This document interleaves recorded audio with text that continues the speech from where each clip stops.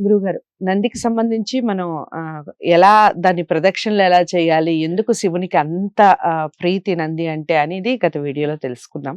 ఇక నందిని పూజ ఏ విధంగా చేసుకోవాలి? అసలు నందిని మాత్రమే చేయాలంటారా? ఈశ్వరునితో కలిపి నందిని పూజించాలంటారా?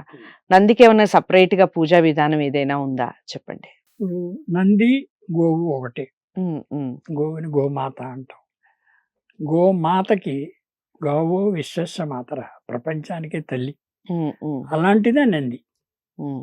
అంచేత శివుడికి శివుడు ఎంతైతే ప్రాధాన్యత ఇస్తాడో నందికి, అలాగే పార్వతీదేవి కూడా అంత ప్రాధాన్యత ఇస్తుంది. హుహు. ఇద్దరి మధ్యనే అలాంటి సంబంధం. అంచేత ఈ నందిని మనం పూజించడం అంటే గోవుని పూజించడం అవుతుంది. హ్మ్. గో పూజ, గో హ్మ్. ప్రదక్షిణ, హ్మ్. ఇవన్నీ మనం చెయ్యవలసినవి చేస్తాం.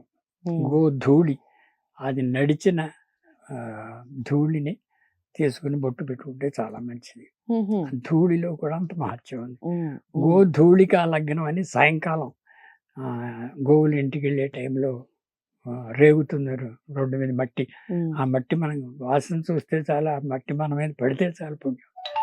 అంతటి గోవుకి ప్రాధాన్యత ఉంది కాబట్టి హ్మ్. ఆ గో పూజా విధానం, దగ్గరికి అష్టోత్తరం హ్మ్. అవన్నీ ఉన్నాయి. ఆ విధంగా గోవుని పూజ చేస్తాం. అదే విధంగా నందిని కూడా పూజ చేయడం. మరి నందికి హ్మ్. సపరేట్‌గా పూజ అంటూ ఉండదు. హ్మ్. హ్మ్. అది శివుడు, నంది ఆలయంలో వాళ్ళిద్దరిని చూసినప్పుడు వాళ్ళిద్దరిని పూజించడమే మనం హ్మ్. తీసుకోవాలి. ఇలాగా ఒక నంది ఇంకా ఏ విధంగా మనకి కనిపిస్తుంది, హ్మ్. ఏ విధంగా మనం దాన్ని చూడొచ్చు అనే ఆరాధించాలి. దానికి హ్మ్. హ్మ్. ఆలోచించాలి. హ్మ్. ఒకప్పుడు ఆహ్, నంది అంటే నంది యొక్క ప్రాముఖ్యత మనం తెలుసుకోవాలంటే, నందికి మనం అక్కడ చెవులో ఏదో చెప్తూ ఉంటాం. అవును. గుడికెళ్ళినప్పుడు హ్మ్. చెవిలో హ్మ్. చెబుతాం. ఏమిటది? కోరికలు. కోరికలేమిటి? కోరికల లిస్ట్ పెడతాం అక్కడ. కోరికలు నందికెందుకు చెప్పాలి హ్మ్. హ్మ్. అనేది ఉంది. అంటే డైరెక్ట్‌గా కాంటాక్ట్ ఉంటుంది గదా! ఆయనకి శివునితో అని. ఆ! అక్కడ చెప్తే ఈశ్వరునికి చెప్పినట్టుగా భావించడం. రికమెండేషన్. హ్మ్. చేత ఏదన్నా ఒక సమస్య వచ్చినప్పుడు హ్మ్. బ్రహ్మ, విష్ణు, పార్వతి ఏ దేవతలైనా సరే శివుడికి డైరెక్ట్‌గా వెళ్లి చెప్పే భయం హ్మ్. హ్మ్. చెప్పలేరెవరు. హ్మ్. ఆయనతో ఎదురుపడి ఇలా ఉందండి, ఇలా జరుగుతుంది మీరు కాపాడాలని ఆయన అనలేరు. కానీ వినాయకుడు, సుబ్రహ్మణ్యేశ్వర స్వామి వాళ్ళ పిల్లలు కూడా వాళ్ళు చెప్పడానికి భయపడతారు. హ్మ్. అలాంటిది ఒక్క నందికే ప్రాముఖ్యత. నంది చెప్తే వింటాడు ఆయన. హ్మ్. అంచేత వీళ్ళందరూ కలిసి, ఈ దేవతలందరూ కలిసి నందిని మొక్కుకుంటారు. బాబు చెప్పు నాయన శివుడితో. అంటే నంది ఎళ్ళి ఆయనతో చెప్తే, ఆహా! అదా! యాక్షన్ తీసుకుంటానన్నట్టుగా శివుడు యాక్సెప్ట్ చేస్తాడు. హ్మ్. అంచేత మనం మన కోరికలన్నిటిని కూడా నంది చెవిలో చెబితే, ఆ శివుడికి రికమెండ్ చేస్తే, ఆ కోరికలు ఫలించే విధంగా మనకి మన కోరికలు నెరవేరుతాయి. హ్మ్. అది కూడా ఎలాగంటే, మనం ఎప్పుడైతే చెవిలో చెప్పామో ఆ రోజు రాత్రే మన కల్లోకొస్తాడు. హ్మ్. కల్లోకొచ్చి ఫలానా విధంగా నువ్వు చేసుకో. నువ్వు ఊరికే చెప్పినంత మాత్రాన కాదు. ఫలానా విధంగా నువ్వు ప్రవర్తించు. హ్మ్. ఇది మంచి జరుగుతుంది నీకు. ఈ హ్మ్. టైంలో ఇలా చేయాలి, ఆ టైంలో ఏదో సూచనలు ఇచ్చేస్తాడు. ఆ సూచన ప్రకారం మనం కరెక్ట్‌గా నడుచుకుంటే హ్మ్. ఆ కోరికలు నెరవేరుతాయి. ఓకే. సో, ఈ రికమెండేషన్ లెటర్ కోసం నంది దగ్గరికెళ్ళాలి. ఓకే. హ్మ్. ఈ రికమెండేషన్ లెటర్ రాకపోతే ఇంకెవ్వరు కూడా ఆయనకి చెప్పలేరండి. ధైర్యం హ్మ్. హ్మ్. లేదెవరికీ. హ్మ్. శివుడంటే త్రినేత్రుడు కదా! ఓకే. ఆయన ఆయన దగ్గర నిలబడే శక్తి ఎవరికీ శక్తి లేదు. లేదు. అంచేత హ్మ్. హ్మ్. గుడిలో శివలింగానికి ఎదురుగుండా నిలబడకూడదు. ఈ పక్కలనే నిలబడాలి పక్కన మనం. నిలబడాలి. బ్యారికేడ్స్ అయితే కూడా కట్టేస్తారు. గురువుగారు ఒక మాట అంటారు కదా! హ్మ్. బోలా శంకరుడని హ్మ్.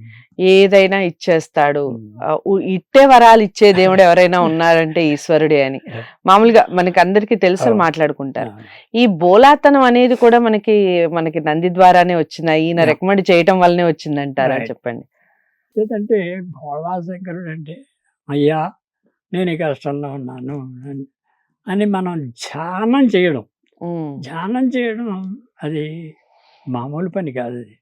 ఊరికి వెళ్ళి నమస్కారం చేసి నాకు కోరిక ఇస్తే చెప్పి నెరవేరుస్తాడు అనేది కళ.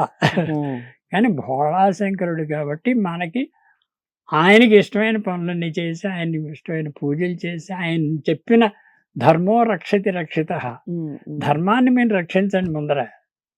దేవుణ్ణి అడగడం కాదు, మీ ధర్మాన్ని మీరు నిర్వర్తిస్తూ చెప్పిన మంచి అబద్ధం ఆడకుండా, అసత్యం ఆడకుండా, దొంగతనం చేయకుండా, ఇలాంటి నీతులన్నీ పాటిస్తూ ధర్మాన్ని కనుక మీరు రక్షించి తర్వాత నాయన నా కోరిక నువ్వు తీర్చాలి అని కాళ్ళ మీద పెడితే ఆయన చేస్తాడు తప్పకుండా.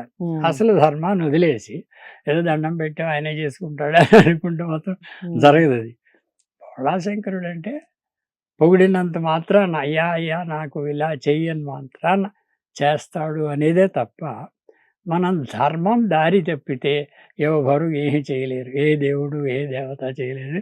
ప్రపంచంలో మిమ్మల్ని రక్షించేవాడు ఎవరు లేరు, ఉండరు. ధర్మాన్ని కాపాడాలి ముందర. అది సనాతన ధర్మం. అంచేత ధర్మాన్ని వదిలేసి అంటే నేల విడిచి సాగు చేయడం అంటే, అలా గాలిలో మనం ఏదో దీపం పెట్టి నేనే మహత్తని అంటే జరగదు. మన ధర్మాన్ని పాటించడం అనేది మన మానవుడికి భగవంతుడు ఇచ్చిన వరం. ఆ ధర్మాన్ని పాటిస్తే ఏ విధమైన కోరికలైనా ఎవరైనా తీరుస్తారు. అలాగే శివుడు కూడా.